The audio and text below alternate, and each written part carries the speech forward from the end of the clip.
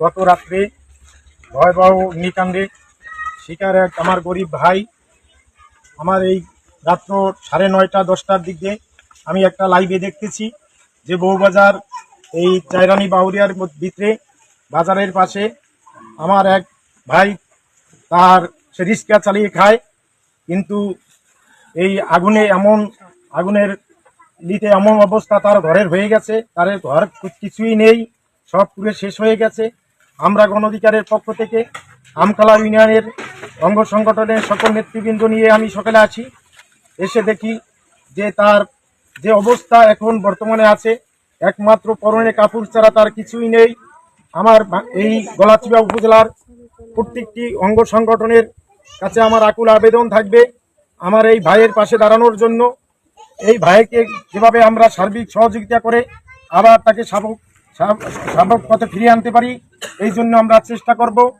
আর আমার মন্ত্রী মহোদয়ের কাছে আকুল আবেদন থাকবে, যদি আমার ভিডিওটা তার কাছে পৌঁছে থাকে, আমি আশা করব তার কাছ থেকে আমরা সার্বিক সহযোগিতা পাবো। ইতিমধ্যে আমি গলাচিপা উপজেলা নেতৃবৃন্দের সাথে আলোচনা করেছি, তারা আমাদেরকে আশ্বাস দিয়েছে যে আমার ভাইয়ের জন্য যা কিছু করার দরকার, ঘরের দরকার, তার যা দরকার তারা সার্বিক সহযোগিতা করবে। ইনশাল্লাহ আমরা কিছুক্ষণের মধ্যেই ভালো একটা রেজাল্ট পাবো, এই আশাবাদ আমি ব্যক্ত করি। আমরা যারা এই গ্রামের আছেন সবার কাছে আমার দাবি থাকবে, আমরা যদি আমার ভাইয়ের পাশে একটা টাকা করে হয়ে আমরা হাত বাড়াই, আমার মনে হয় তাকে আবার স্বাভাবিক জায়গায় ফিরিয়ে আনা আমাদের সম্ভব হবে। এই জায়গা থেকে আমি প্রত্যেকটি মানুষের কাছে, গলাচিপা উপজেলার প্রত্যেকটি মানুষের নেতৃবৃন্দর কাছে আমার আকুল আবেদন থাকবে, সবাই আমার এই ভাইয়ের পাশে দাঁড়ান। সবার জন্য আমি দোয়া করি, আমার ভাইয়ের জন্য দোয়া করবেন, আসলে যে তার স্বাভাবিক অবস্থানে সে ফিরে আসতে পারে। এই জন্য আমরা সার্বিক সহযোগিতা যতটুকু দরকার আমার জায়গা থেকে আমি মন্ত্রী মহোদয়ের কাছে জানাবো।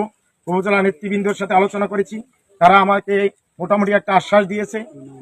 আর বিষয় হচ্ছে যে আমাদের ব্যক্তিগত যদি কোনো আর্থিক সহযোগিতা করার ইচ্ছা থাকে আমার ভাইকে করবেন, এই আমি আশাবাদ ব্যক্ত করি।